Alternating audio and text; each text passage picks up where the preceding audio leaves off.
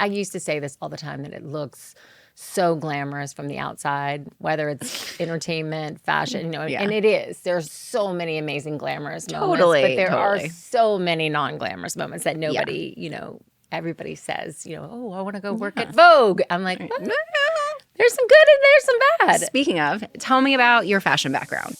Join me, Sasha Peters, on Women in the Nude, Season 2, where we bear it all, except for our bodies. Leave that to your imagination. Got Mary Alice Haney here. I am so happy that you're here with me. Thank you so much. Well, I'm so happy to be here. We were talking about the nipples on the glass. Yes. We're not sure what color they should be, if they should stay red or maybe they were green. I don't know. A poll. We're going to take a poll. I think we should take a poll.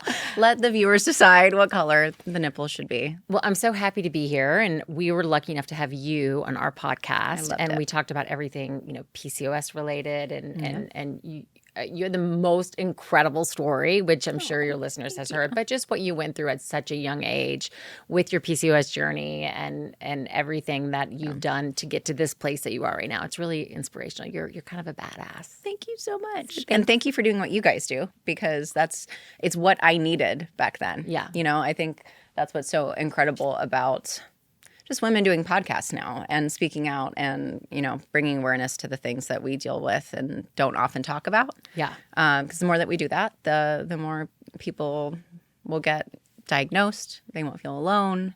They'll have someone to talk to, be able to advocate for themselves. Like, all of those things are so important, especially when we have, a healthcare system that's not ideal. Yeah, it's not serving us very well these days. Yeah. So just learning, what to ask. And even just like having Dr. A on here too is just amazing. I mean, she's just an angel. She is like a little angel on earth. And I say, I harness her superpower, that sort of really. You guys make a great team. Yeah, it's amazing. You are also incredible. And it is really fun to see the two of you together, because you do. You balance each other. Yeah.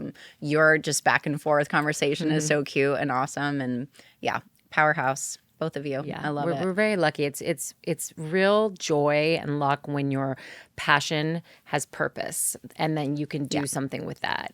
So I feel really blessed. I've been able to do that a couple times in my life. But this is, at 53 to be on. Not at 53. I have really good genes. I have body dysmorphia, the opposite. I actually think I'm way hotter than I am. Oh my God! No, you live up to the standard in your head. I promise. I do. I come home from a party, and my husband and I said, "Honey, I'm definitely the hottest person in that party." He's like, "Yeah, you and Kai Gerber was pretty too." I'm like, not as pretty as me. Look, you're hot. Yeah. And when you feel good in your skin, like, confidence is incredible, right? And just in general, what that feels like, I just wish more women felt like that all the time. Me too. I actually do too. I wish I could bottle that up and put it in. And I don't know where that comes from. It just kind of is an innate thing. And sometimes you have to go through a lot, like you, to get to that place. Sometimes you're born with it. Sometimes, I was actually listening to Maybelline. This. Yeah, sometimes it's Maybelline. Lots of times it's Maybelline. But no, I think it's creating an armor too. So something that you can, put around yourself that helps you through, I think you can only become the kind of woman that we're talking about by being, thrown on the ground and being able to pull yourself back up. So it's kind of those moments that really do define us as women and make us stronger and give us our superpowers. Yeah, absolutely. And I completely agree, because I've never loved myself and my body more than I do now. I think that you're just, it's not an age thing. It's just like a life experience thing. It's like, and you had so many life experiences so young. That I did. So, but I mean, I look at you at 29. Are you 29? Are you not even 30 yet? Oh my God. And I just see this wisdom, which is not, I have a daughter that's 26, and not that she doesn't have a lot of wisdom, but 29, I didn't have a lot of wisdom at 29. I think you just started so young, and a lot of your hardships have, given you this armor now. Which is like it's a blessing and a curse, right? Mm-hmm. But I have definitely been blessed that I had, decent people around me and just in general support. There's different areas that you're like, oh, I wish I could have. This would have been nice. But at the same time, like I was really lucky in my experience, and that I was just able to, get more information, and that I've had solid friends for decades, Yeah. and it could have been a very different experience if I didn't have a good community around me. So yeah, all of those little things make a difference. And yeah, it's been about 25 years since I've been in the entertainment industry, as far as like, I started in modeling and commercials, but like 25 years in film and television. That's crazy. Which is wild. I could retire. Crazy. I'm not going to.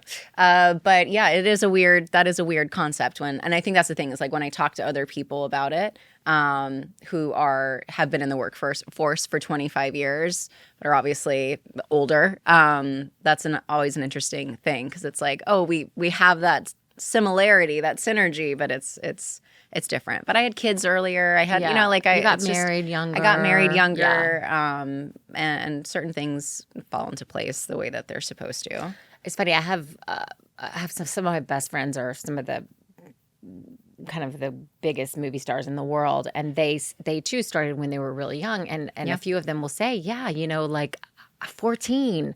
Did my first movie and parents just shipped me off to that set, and it was different weird, back then. right? It was this, you didn't, I think you really were in a better position maybe because you had maybe a system around you, but back in the day, women that were my age that were at that age, and they were just thrown into the set. Yeah. And it was just, if you listen to, Drew Barrymore talk about her experience. Brooke Shields talk about her experience. I mean, these were young babies girls who, were, in again, charge of.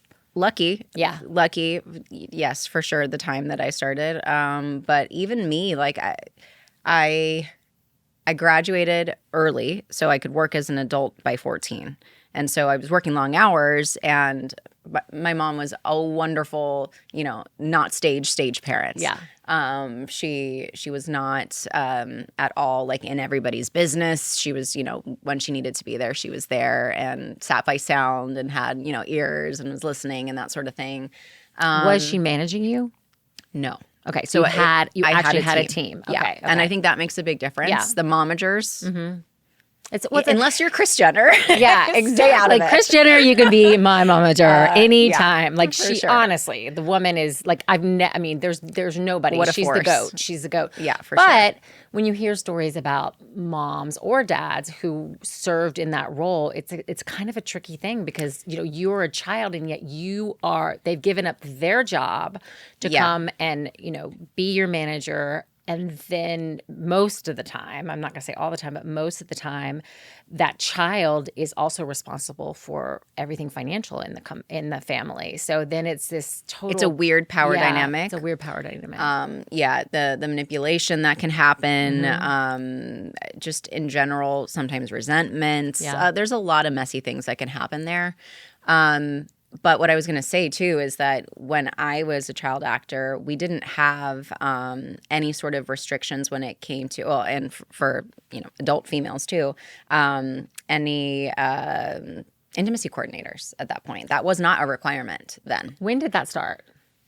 Not very long ago. Yeah. Like they existed, but you had to either request it or it would be too late. It was like it wasn't required whenever there was any sort of sensitive things. Yeah. Like now it's And for those of you that don't know what that is, an intimacy coordinator is somebody on set that is literally in charge of when you have these moments that are these And it doesn't have to be sexual either. It's like any sort of revealing moment, whether that's like any abuse or a birth scene or anything that's like revealing.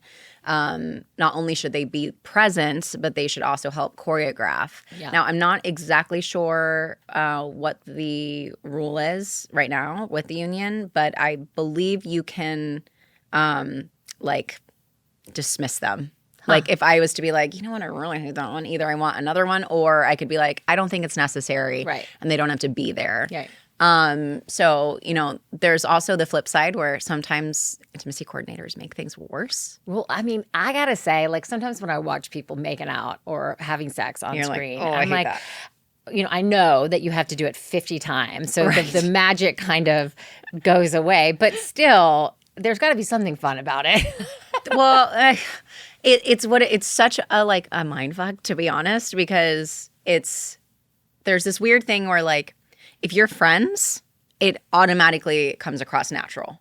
Okay. And it's platonic, but then it's your job and you're still like being intimate with somebody that's like not your spouse or your partner, or like, you know, if you're single, okay. But like, but what do you do? Okay, I've always wanted to ask somebody this question. Yeah, so yeah, I'm for gonna sure. ask this to you. Lots of gum. What do you do? So much gum. Okay, so much gum. But what do you do? Like, if you're doing, I mean, when you see the massive love scenes, you know, the really great love scenes. Yeah. I mean, they look like they're having sex. Now, I know nobody's having sex, but I mean, do the guys get an erection? Like, and you just have to, like, what do you do in that moment? So this is, and I actually feel really, honestly, I feel really bad for guys because they can't hide it, right? Like women can hide it, men can't. And so a lot of women will get like, and look, if it's a creepy guy, that's definitely one thing. But like a lot of women will get really mad when it happens, or really like upset. And it's I'd be mad if it didn't happen. Exactly. I'd be so it's like pissed if I was making out with him and I'm so like, weird. Where is it, dude? Yeah, Am I right? not doing this right? It's so weird because it's one of those things where you're like, it's also just like, it's just chemical. Like, you know, when you're making contact with somebody like that, like it's somewhat just something that happens and often they don't have any control over it. And it's unfair to kind of like blame them for it. Unless they're younger guys, they're being those poor young guys. Because y'all said, I mean, you guys were not, you know, you were in your teens and 20s, correct? Yes. Yes, yeah. But like I've had circumstances where there's been men that have been really inappropriate when I was a minor. And that's just, it's just a weird thing, right? It's like learning how to advocate for yourself, because sometimes it happens when nobody else knows or hears it. Right. It's not even necessarily that it's anybody else's fault. Right. Other than now that there should be an intimacy coordinator. But like some, you know, it's some stuff happens and you can't always control it. And so, yeah, it's just it's an odd thing to navigate. But as far as the sex scenes go, again, it's a lot. It's definitely up to like the two actors. But one of the more recent things that I did, where it was very intense, you have you have like foam in between you. I have always wanted to know this. It's like, you know, like dense foam, and it's like a little, like a rectangle or whatever. And it's so it's like something that like the camera can't see. But like if they do see it, it's like, okay, we got to go again, sort of a thing. And like it's just an odd thing. It's an odd thing. There's socks. Have you ever heard of the sock? Okay, well, it's literally like the sock. And it's got like a thing that tightens. So let's just starve it from oxygen. Yeah. Let's just no circulation. Or it's like sticky. So there's like a sticky thing where like it like sticks to your private parts for both, female and male. Yeah, I've always wanted to know this. But the best is that like guys, if they're going to choose that option, they should shave, because what happens is it's literally like, off. I know. It's like yeah. And so, but like also like, there's an element of everything being very funny. Like if you're taking it too seriously, you're just setting yourself up for failure. Again, one of the projects that I was on recently, that was very revealing. There was, and I shouldn't be saying this, but I don't think that he would be listening to this. There was a PA that was like, he forgot his sock in his trailer, right? And he was like, can you go get, he will not be named, sock in his room, right? And there's another PA being like, okay, I found it. I'll send it in the van. And he goes, wow, it's smaller than I expected. No. So people just say, you know, they make light of it, and it's funny, and it's just one of those things where you just have to like, because it's such an awkward thing. So awkward. Yeah. I mean, because when you're watching it, you think, oh my God, especially like you see Brad Pitt in a love scene, you're like, I would love to be doing that. But then you realize, sorry. No, I'm just saying when you realize the real, it's weird. That's acting. That's true acting. It is a weird thing. But you'll also realize that like some people are just bad kissers, and ones that you wouldn't think are bad kissers. And women on set have like a theory about that. It's like the guys that you would think would be really good kissers, when they're not, you're like, oh, There's just women telling them that they're great kissers. Like nobody's willing to teach them or tell them that like they need to work on their skills. They're so gorgeous, right? That nobody ever said anything. Like it's so annoying. Yeah, totally. It's like just say it didn't happen. It's like come on, you're just ruining it for everybody else that comes along after you. No pun intended. But yeah, I mean, it's a weird, just in general, a weird thing. Well, now I know. And now you know. I'm really excited. I've always wanted to ask someone this. Water-based glue. There's just all sorts of weird stuff. Okay. Yeah. So guys, shave before you put your sock on. Yeah. There's also like body tape to like make things look perkier. Your face is hilarious. Well, no, but body tape, I knew because I was in fashion for so long. So, yeah. And, when I would style, a photo shoot, and you couldn't have a bra, you would literally lean down, and then you'd take tape, and I literally would take masking tape that would bring the boobs together and lift them up, and then you could, kind of have anything on there. Or athletic tape that like holds things in place. Yeah. All those tricks. All those fun things. And by the way, same thing on the side. Like as you got a little bit older, you could lift up your boobs so that you wouldn't have a saggy side boob. Exactly. Again, and a recent thing, I because of just baby, like I got a boob lift and I have like a little scar on either side, and I'm like, dude, just like where the sheet is, like just hold my boob. Just hold the sheet. Just hold it there. Just do it. And he wouldn't do it. I was like, just put it there. God. then it all works out, Man, you ruined the take. Now you've ruined the take. So there's just weird things that you're like, what is my job? What is my job? It is crazy. I know. It's weird. I know. Sometimes, I used to say this all the time, that it looks so glamorous from the outside, whether it's entertainment, fashion, and it is. There's so many amazing glamorous moments, but there are so many non-glamorous moments that nobody, everybody says, oh, I want to go work at Vogue. I'm like, there's some good and there's some bad. Speaking of, tell me about your fashion background and how that started. So I moved out to LA and went to graduate school for film because my parents said you can't move out to LA unless you get into graduate school. And I said, okay. And then I got into graduate school, came out here, and I really didn't think I've come from the South, and I really didn't think I was going to have a career. I was going to marry this guy that I was dating and be a wife and be a mom, and which was going to be great. You are the rich man. Sorry. Exactly. And he ended up cheating on me, and I moved to Paris and got a job at Harper's Bazaar as an intern. And so that was my first job. And then at the same time, I met a West Coast editor for a magazine. And at the time, there was no more glamorous job than working at Condé Nast. I mean, there was, the Devil Wears Prada is exactly what that was, for the good and the bad of it. I mean, it was, do a photo shoot, on the Bois de Boulogne and key the elephant. I mean, it didn't matter. Everything. It was every fantasy that you were creating. And so I knew I wanted to work on the entertainment side of it. So that's what a West Coast editor did. So I came back and became the West Coast editor for Allure, for GQ, for Marie Claire. And throughout that, I would do, style all the photo shoots, create all the Hollywood parties, decide who was on the covers. I mean, it was just this very amazing, fun, glamorous life. It was really cool. And I started at the same time, because I was styling all these photo shoots, started working as a stylist for certain actresses and loved that. And then I started doing some fashion television shows that I created, and I really loved that.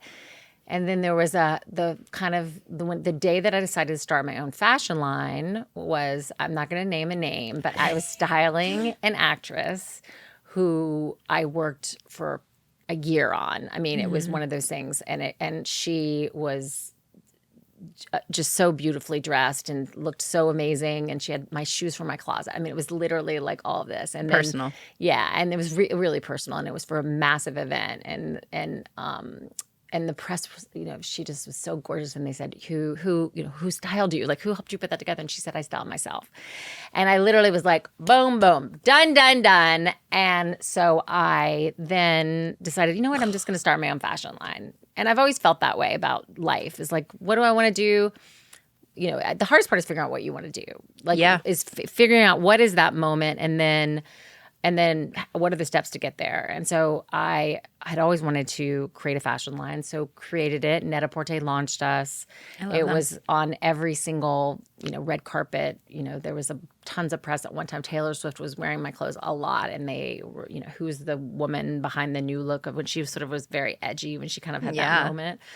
She has an amazing stylist too. And along the way, all these great people that I had worked with have sort of built it. And that was 10 years, and then COVID hit. And, I was making cocktail red carpet dresses. So, Neiman's was my biggest client at that point. They went bankrupt. Nobody went out. Obviously, the world shut down. And my husband just finally looked at me and said, this is it. You've worked so hard. This is great. But it's not happening. It's not happening. And it was really hard. I mean, it was just a dream and a baby. It was a baby. Yeah. I'd worked on this baby for a really long time. So after COVID, and I'm not very good keeping still. I have 5 kids, so therefore that's good because I'm always running around them. But during COVID, my father got very sick with Parkinson's, and I started going deep into the health podcast. So Peter Attia, Huberman Lab, and I just was, just kind of researching, my longevity, women's health. And it was very clear to me that there was nothing out there for women. I think Peter's brilliant. Huberman Lab's one of my favorites, but it was every 20th episode, there would be something about women's health. So I'd been thinking about that, and I have one of my best friends is Molly Sims, and she had this podcast called Lipstick. She's honestly, she's amazing. She's such a girl's girl, and she's so supportive. I mean, she was very supportive in me starting the podcast. So I would go on her podcast and bring doctors that I wanted to interview, because this is, again, during this time when I was in this deep, place. And then Thais walked in, Dr. Aliabadi walked in to do a segment on Ozempic. And as I started talking to her and hearing her breast cancer journey, and then she started talking about PCOS, and that is why she started using Ozempic, was for her PCOS patients. Yep. And it just was boom, a light bulb just went right into my brain, and I said, that's it. This is my next thing. And it was right after that, built a pitch, got an agent, started the podcast. It shot up.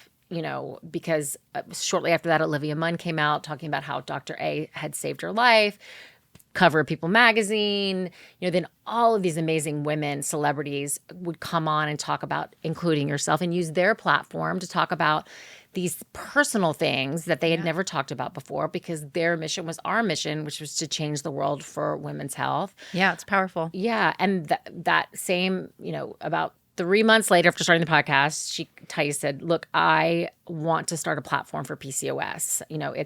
She calls it the silent epidemic. 15% of all women have it, leading cause of infertility. 75% don't know they have it, as you know.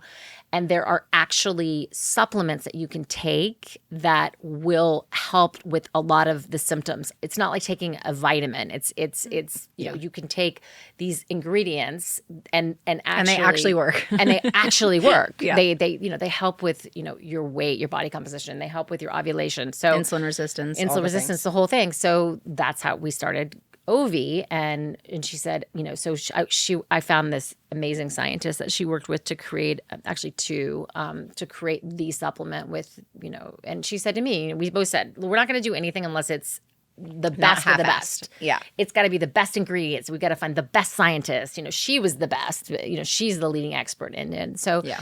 And so we created the supplement. But what was almost more important to her, as important to her, was to have, she really wanted, we were getting a lot of feedback with the podcast. Well, I can't afford to go see Dr. A. I can't, I don't live in LA, right. All of this. And she said, I don't want you to. I want to give you all the knowledge and tools so that you can take this piece of paper to your doctor. Yeah. And whether it's, the test that she used on Olivia Munn, which we put on CMD, or she created this test that you can take on Ovii to decide if you have, you put in all your information, it'll kind of spit out. It's amazing. And so anybody can do that. It's and free. We'll link it, by the way. Yeah. And so it's just been, I mean, I wouldn't recommend starting 2 companies at the same time, but it's been. I feel you on that one. Literally. You get it. You it's totally get it. Yep. It's a lot. But it's been this, my sister is one of our founders. So she's sort of the lawyer. She's always getting mad at Thais because we say things that we know are true, but we can't legally say them. Know. And you can't say that. Yeah.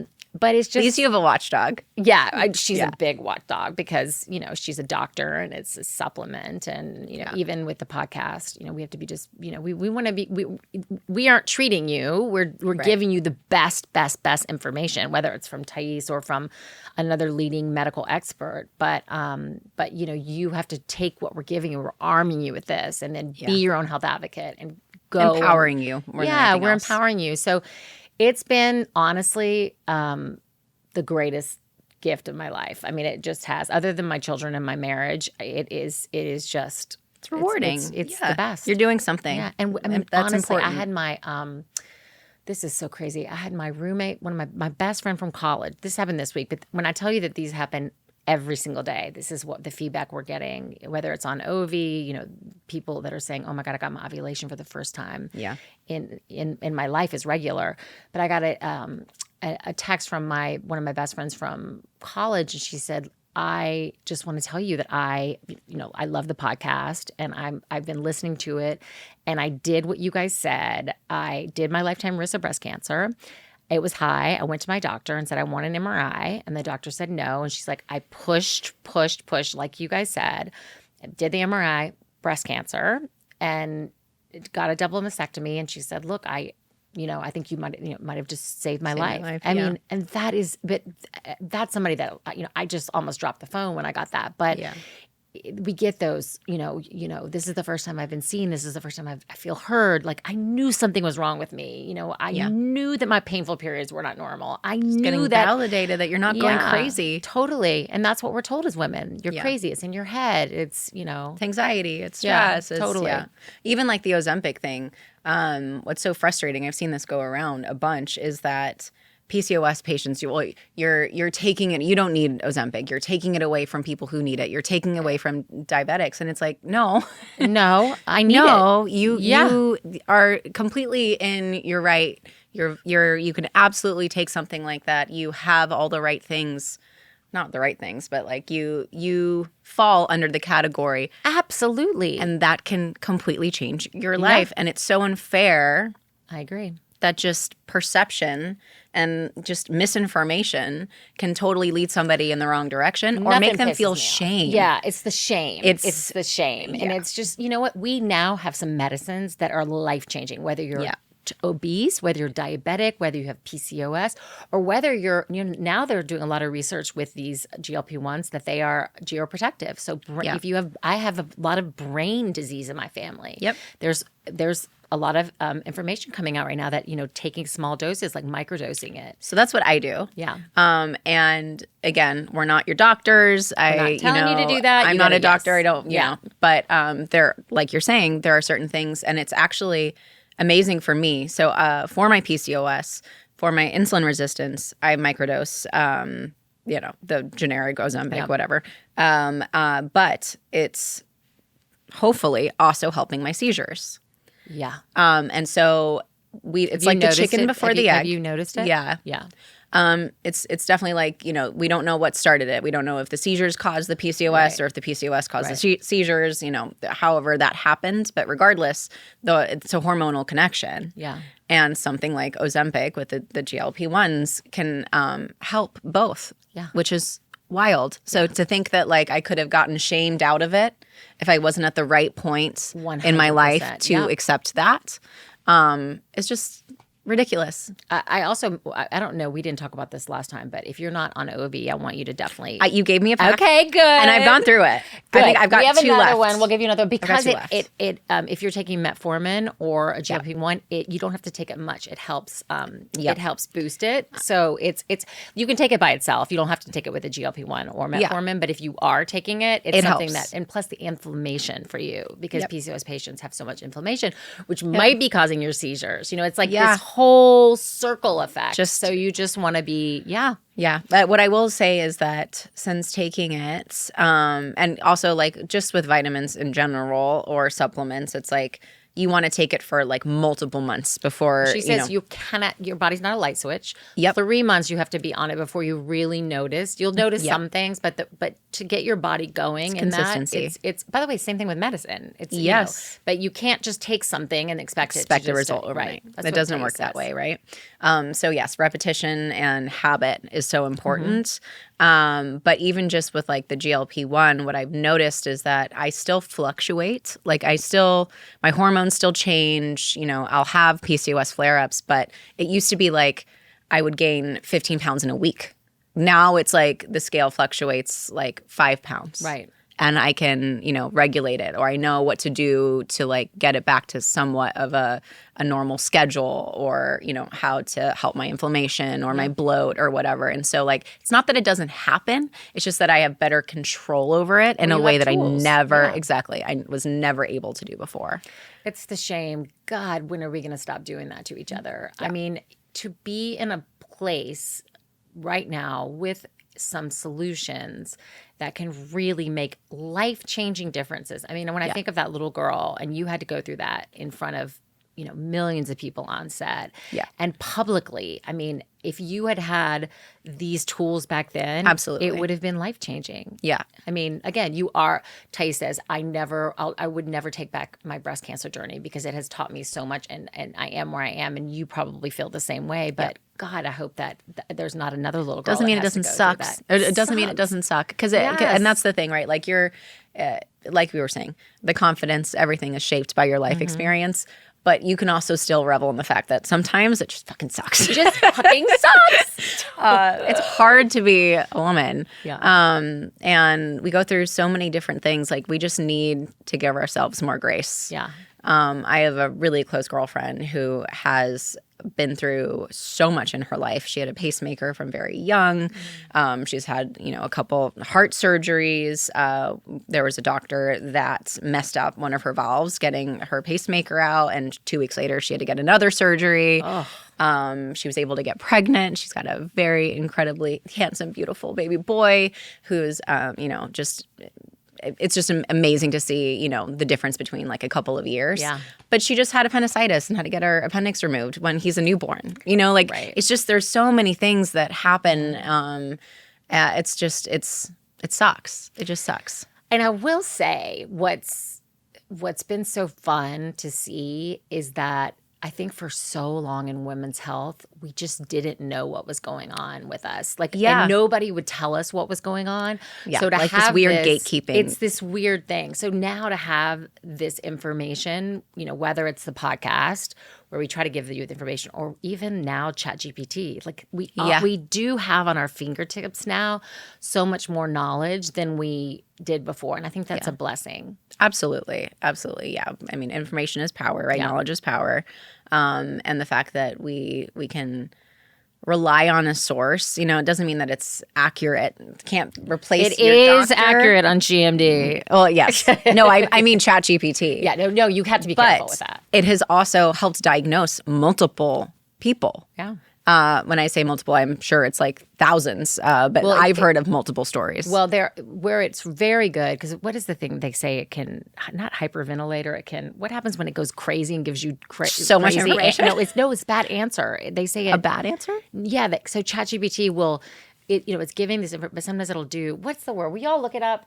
Look it up. It's called something. When ChatGPT gives you the wrong answer, it does something, and I'll say that. Does it correct itself? No, it does something bad. It's like it goes awry. I'm learning all about this. Interesting. Yeah. But the places that it doesn't, like the place that AI is, it's when AI does, it's hallucinations. That's it hallucinates. Hilarious. So it'll hallucinate and give you, so that's what you have to be careful. Absolutely have to be careful. But where it is life-changing is like reading MRIs. So, for instance, they're finding, so many more cancers on MRIs and so many more imaging. It's with the imaging and reading that. Well, it's also getting so much information from so many sources. Yeah. So instead of reading that scary, article, that one article that's going to basically tell you have the worst thing on the planet because, you've had a sore throat for a week. Yeah. Which could be something serious, but it's hard, especially for people that are susceptible to being a hypochondriac or Yeah. something like Yeah, that, right? yeah. You read one article or 2 articles or 3 articles and it's really scary. Something like ChatGPT, it sources from so many Yes, different things yes. and at least can give you it's only multiple gonna be getting options. better. And exactly. And it's just a little bit more well-rounded. And I think that's nice and important. And that whole AI thing is like It's such a beast. it's such a beast. I mean, I'm a huge fan. We're jumping into it. We're going to have a chat bot on SheMD and Nice. on Ovii, but it's going to be only fed the information that Dr. A gives it. Right, So it's it's not going controlled. to be, so it doesn't hallucinate. I think, again, this is just Russian to me. Yeah, and The it whole is AI thing is scary to me, but it's I know hard. it's good, and it's so I'm hoping it was the same way that our parents felt when we got a computer, Right. Like the first computer. I mean, I remember learning code. That's what you had to do. MySpace. Yeah, Yeah. You know what I mean? For sure, yeah. It is, like the dial-up. I'll never get that sound out of my head. But it is, I think that is the case. Like Hendrix will never remember a time without technology. Ever. He's never known a life without some sort of technology. I mean, we've gone through all the phases of like the computer, the first iPhone, like all of those firsts. And they were not that. I mean, It's not long ago. I did a television show. My first TV show was, and we had to go travel all over the country. It was a fashion show, ambush makeover. I'd grab people off the street and give them makeovers. But we didn't have a phone. So when I had to, or a computer, when I had to check in on work, because I was still at GQ, I would have to go on we'd be at a salon changing that hair, and I have to go into their computer. I mean, that was not that long ago. But that felt high tech then. Totally. Like, I'm on, it's weird. I mean, even like the Nokia bricks where you're like, you didn't have a camera on your phone. Yeah. Like I remember getting my first flip phone that had like the worst camera on the planet, but then it was so cool. Or the BlackBerry. Yeah. And so he knew life, with like everything at his fingertips. It's just like so weird a totally from like different thing. a teeny little thing. So it's cool, but he also already knows how to work so many different things. I know. And even if it's like the first time he's ever seen something, it's like instinct. I know. To look for certain buttons or certain symbols or certain, like, it's just wild. I will be so interested to see what happens by the time he's a teenager. I'm terrified. It might be that we'll have a lot more guardrails around social media. I mean, you're sort of seeing all these countries that are saying they're banning it until they're certain this age. ages And you try so hard when they're little to do that. And so I don't know, it'll be interesting to see if it just comes around and everybody, for the mental health of everybody. Exactly. When I say I'm terrified, I have this policy though. My husband and I have this policy where it's like the best thing that we can do is make sure that we know technology, like what he is looking at. Yes. So it's like how it works. Yes. You just have to know at least the bare minimum how the system works. My parents didn't know what I was doing on the computer. They had no idea what LimeWire was. They didn't. I mean, like I put so many viruses on their computer, and they had no idea. My dad was like, "What's going on?" I'm like, "I don't know. It wasn't doing that yesterday." So it's like those things where like I want to know how Minecraft works and all the things that he could get into. I want to know, all the things he could potentially see on Fortnite. Like you want to keep up with technology to the point where that he's not on Fortnite. He's 4.5. But you want to be able to figure out the amazing parts about it so that they can learn so many new skills and the parts that like could be very dangerous. Yeah. But as a teenager, he could be doing things with holograms. I don't know. Like it's terrifying. I know. What he could have access to. But being able to understand it is the most important thing and make sure that like the basic grasp on technology and that app or that, like and VR. Can you imagine a teenager like with VR? Like, I mean, it exists, but I just mean like what that could be in 10 years, like that. And some of them they come out the way they are. Some of them will be addicted and some of them won't. I have one child that could take it or leave it, and one that is, if I gave him the phone, and I had to put parameters on it, it would be, all day long. So you just have to be aware of how you're dealing with the specific child that you have in front of you. Yeah. And I think that's the thing too, is like it's every issue that we're dealing with is still very similar.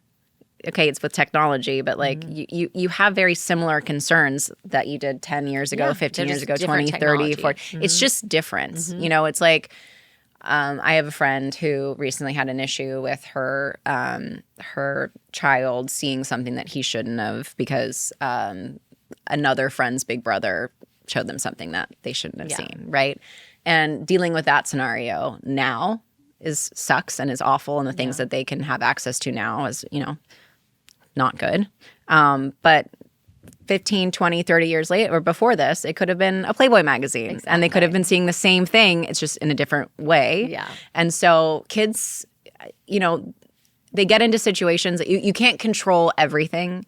You can only make that bubble so, protected. And it's just...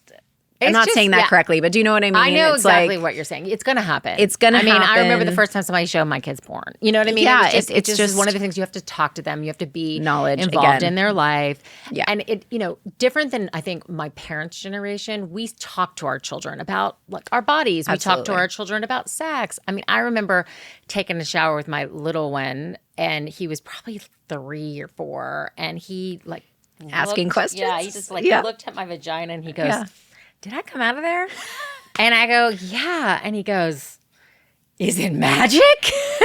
You're like, yes. I said, it is magic, it is. my friend. But we talked about things. You know what I Totally. mean? I think that's the thing. It's just communication. It doesn't matter where you live. It doesn't matter what child you have. It's being able to explain things, that are age appropriate when your kid is ready for it, and re-explaining it as they get older. Curveballs are going to come. 1,000%. And somebody's going to show your kid porn, and you're going to have to, it's the worst time it happens to you, your first time mom, you are so upset about it. It is the worst. And then you have to really wrap your head around that porn is everywhere. And how are you going to make sure that they live in a world where they have that access, where they know that that's not real sex and that that's not real love? And obviously that becomes later. Those are the later conversations, and you do everything you can when they're 6 and 7 and 8 not to let them see. Yeah.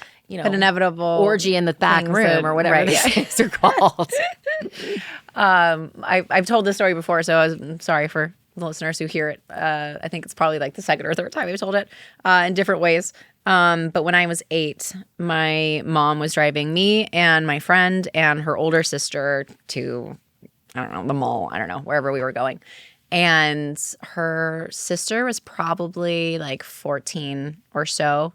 That could be inaccurate. I don't know. She was significantly older. She was a teenager. And she started talking to us about masturbation in the back. How old and my mom was like, what the fuck? Wait, how old were you? 8. Was she 8? My friend was 8. Her older sister was a teenager. Oh, okay. What a bizarre thing to do. Also, it's like there's some other issues there. But my mom was like, I don't know what she said. I don't really remember. Like basically like, stop talking. And she dropped them off and we went straight to the library and she got me a book.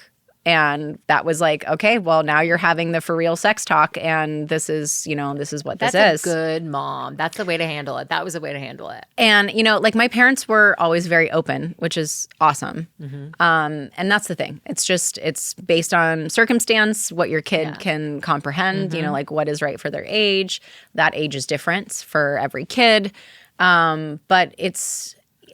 again, like curveball, right? Like, and then it was like the library, which is so funny. And I remember that book clearly.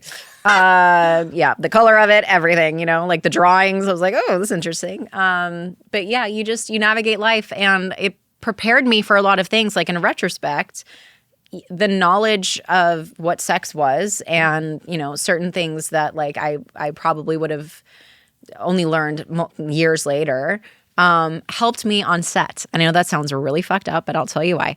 Because I then was able to understand certain things that would happen around me more than I would have before. So, crew make jokes.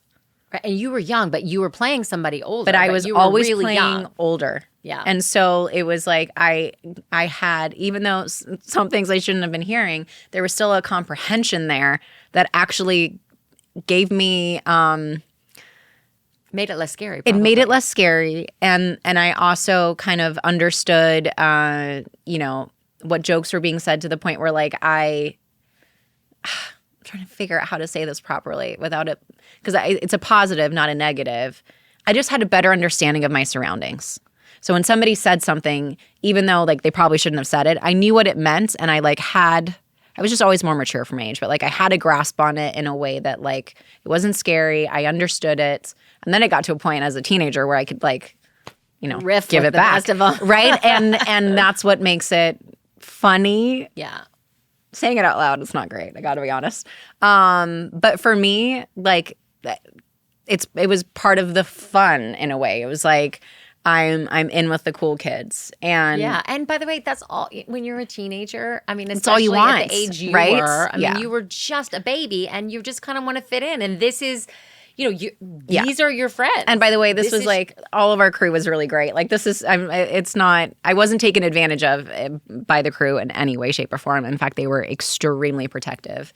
As a kid, I don't remember ever being on a set that was unsafe. That's great. Which is awesome. That is great. Not just like because my mom was, there, but just in general, like I never felt taken advantage of on set. There was one time and my mom stepped in. It was like a storyboard thing that like we didn't agree to. But the crew themselves were amazing. Yeah, but they become your family. They absolutely do. On a great set, they become your family. Exactly. In the right setting, How most long people was are the so show? awesome.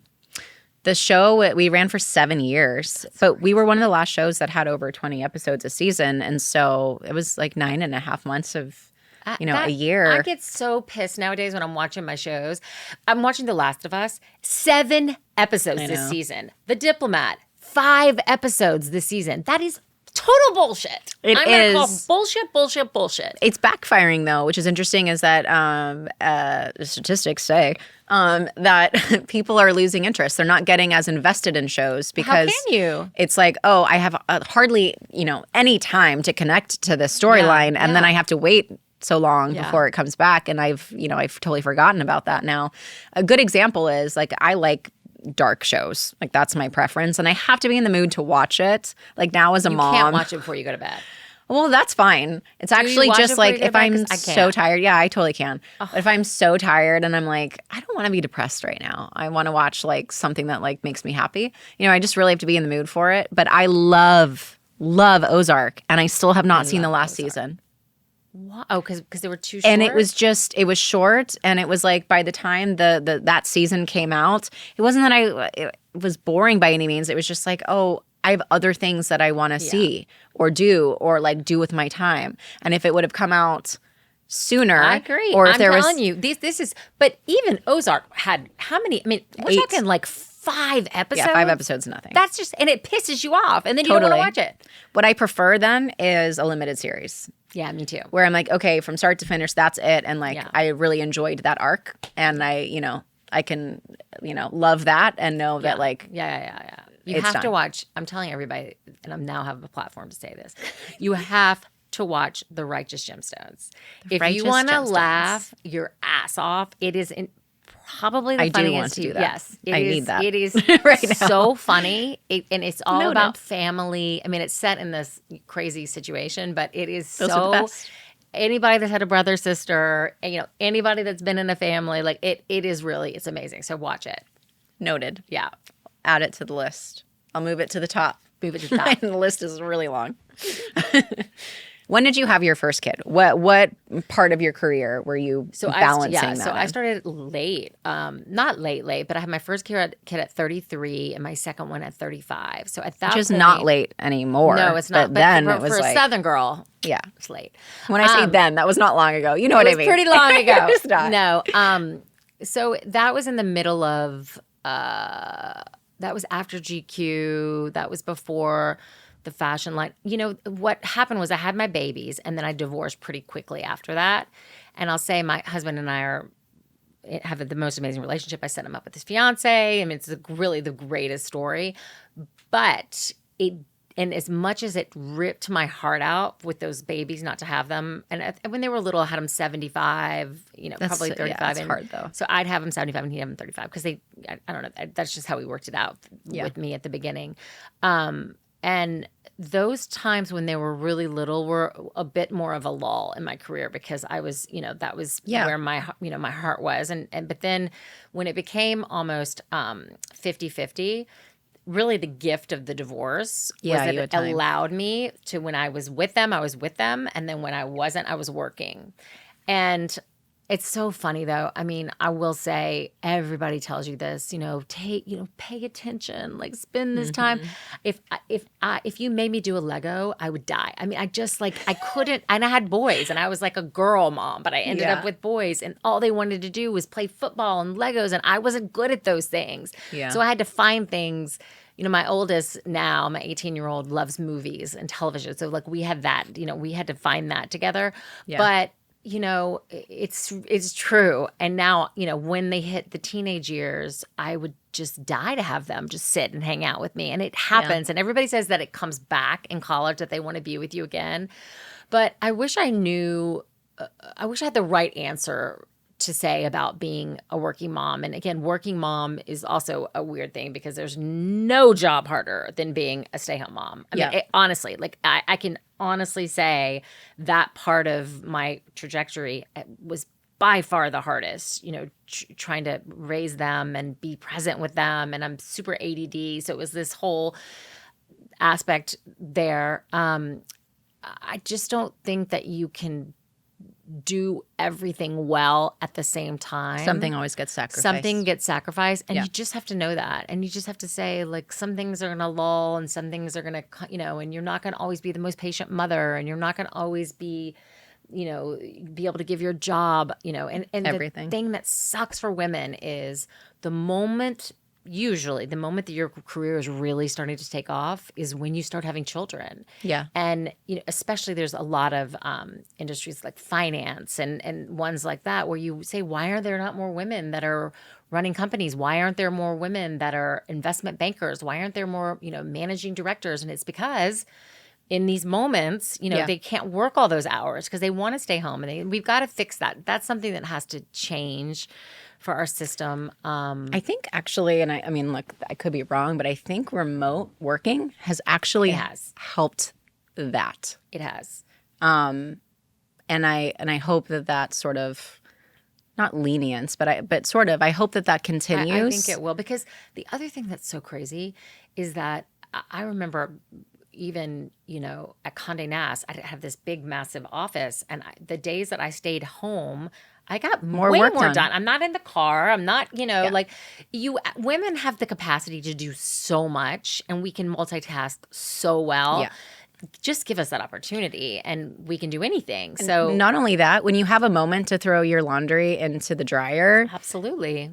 Like during the day, instead of being so exhausted when you get home and have to do 5 other million things just to survive, and you lose sleep and you don't get as much rest as you should. And so then the next day you're more tired and you don't get enough work done. And it's just like this cycle, right? It's like people have a life when they get home. Yeah. And so being able to, like every job is different, obviously. It can't be for everything. But like being able to work remote very much helps. But when you said working mom, I think it's like so interesting that we never say working dad. It's true. You know what I mean? Yeah. And so I think we're slowly getting to a place where we are. I feel really hopeful about it, and I feel, again, it's just giving ourselves some grace, because I don't think that I've ever felt that it was all working 100% perfectly. Yeah. And that's okay. Yeah. That's what I'm saying. That's okay. Like, I'm okay with that. I that day I gave 80% of myself as a mom, and I gave 90% as, whatever it was I was doing. Some days I'm, I never probably got 100, but I'd say 99.9% as a mom. But it's going to change. And I think, I'm so lucky, you're so lucky that we get to work in a way that is we picked, like, what's our dream, and then we're going to go after it. There's just so many women out there that don't have that opportunity, that they're they're working just to put food on the table, and it's not something that they enjoy. It's not. So I mean, I think that it is not lost on me, the gifts in my life. 1,000%. And so I just think, again, women are just superheroes, and if you just give us a little grace and a little help in certain things, we can do everything. Yeah. We might not do it all perfectly, but we can, get there. And we do it when we're not feeling good. We're in pain. Exactly. You know what I mean? Like it is amazing. Yeah, it just sucks. But it's also beautiful at the same time. How do you balance like your health, your own personal health? Oh my God. Well, my husband now, since I started the podcast, he said, you now see more doctors than anybody. You know, I'm like, he said, you have been handed, your hypochondriac self has been handed this like beautiful Bible. No, it's funny. All of a sudden at 53, I've taken very good care of myself. I love to work out. I eat well. I mean, I could drink less. That would be one. I've been sober curious so long, I can't even tell you. I mean, I really try. What about canna curious? I'm not canna curious. I'm just not. I've never really liked that. I wish. I wish that I could find something else that I liked as much as a glass of wine. I know, it sucks. Or a margarita. But there is not an expert that comes on our talk show. That doesn't come, it is a talk show because we are both video and audio, but that comes on our show that doesn't say the number one thing you need to change is quitting alcohol. I just love it so much. And there's a beauty in that too. There's an enjoyment in that, which is good. But I do hot yoga. I do Pilates. I walk. I try to eat, I'll have a fried chicken sandwich every now and then, and I'll, go to In-N-Out. But it isn't every day. It was, but I worked a lot in my 20s on intuitive eating. I had an amazing, I had her on the podcast. Her name's Elise Rest. She's written a bunch of books on intuitive eating. But for the longest time in my teens and early 20s, it was just, working out 3 hours a day and eating and trying like this treadmill that I was on. And I finally woke up in graduate school and said, I am done. Yeah. It's running my life. Like that's all I'm thinking about is what I ate and what I exercised and all of that. So this was, I worked on it really hard. So I have a really good relationship with food now and I love it. And as I got older, it's more about, making sure that I'm healthy. But I'm learning, constantly learning, from you, from the doctors that come on. And, I take time for myself. My newest thing was I just learned TM meditation, which is really, I've tried my entire life to meditate and I cannot do it because my ADD is so bad. But I swear to God, this is the only thing I'm literally, I can do this. I can totally do awesome. this. So that's something new. And it's also kind of coming to terms with getting older and being okay with that. And I'm not there quite yet, but I'm getting there. I had somebody tell me one time, I said, I don't want to be that 50-year-old that's so sad that I don't look like that 20-year-old. And that this person looked at me and said, you know what, you just try to look the best you can at the age you are. And I think if we can get there and be comfortable within our own skin, that's going to be, but I try everything. I tried cold plunging today. I tried sauna. I've tried every facial you've ever seen in your life. Well, your skin looks amazing. Thank you very much. I hate cold plunges. It's so hard for me. I hate it so much. My husband loves it. Yeah. And I just can't. I saw one meme that I resonated with, which was, do cold plunges really work? Or are you just so excited to get out that your body is screaming? Totally. And that's where I fall. Yeah, I don't know if it actually works for me or if I'm just. It felt pretty good. I'm trying. I hate it so much. I'm sure it's great. Yeah. Well, we'll see. I'm just in denial. Honestly, there's conflicting evidence right now. So it'll probably, it's like everything. All of a sudden one day vegetables are bad for you. Then chicken is terrible for you. Then you can't eat shrimp. I mean, it's sort of, this whole way the world works. So yeah. The more you find out, the more we understand it. But that health is so important. Well, when you watch somebody go through, like my father was this larger than life human being, self-made, just walked into a room and lit it up. And when you watch someone like that have a disease like Parkinson's and just become, on a breathing tube, feeding tube, can't speak, can't move, you realize that health is everything. Yep. It is everything. And you have one body and sometimes you can do everything right. And, in his example, but, it's just, that is something. Health is wealth. Absolutely. Yeah. And I'm so sorry that you. Yeah, but it's, had you to know, go through the that. beauty of it is that it started me on this journey. I mean, it really, he's been always been an inspiration, and that's, you know, been sort of his final inspiration, I think, for me, which has been really beautiful. Yeah, that's a beautiful thing to come out of it. But it's hard to watch people suffer that you love. Yeah. And that's, it's just like to that point, it's not just how you look, it's just being the best version of yourself. Being the best version of yourself. You know. And health is, until you don't have it, you don't understand how important it is. Yeah, exactly. Yeah. Well, cheers to being the healthiest version of ourselves. I love it. I love that. I'll cheers to that. I'll cheers to that with water and not wine too. You want to? Here, let's touch nipples. Let's touch some nipples. Okay, I've been wanting to touch your nipple the entire time. I love it. That's going to be our. Oh, thank you for coming. Yes, that'll be our social short. Yeah, has anybody else said that to you? I've been wanting to touch your nipple all but day. I'm so glad that you did. That's my favorite quote that we've ever had. Okay, good. I think. Yep. So thanks. Woo. That was my fault.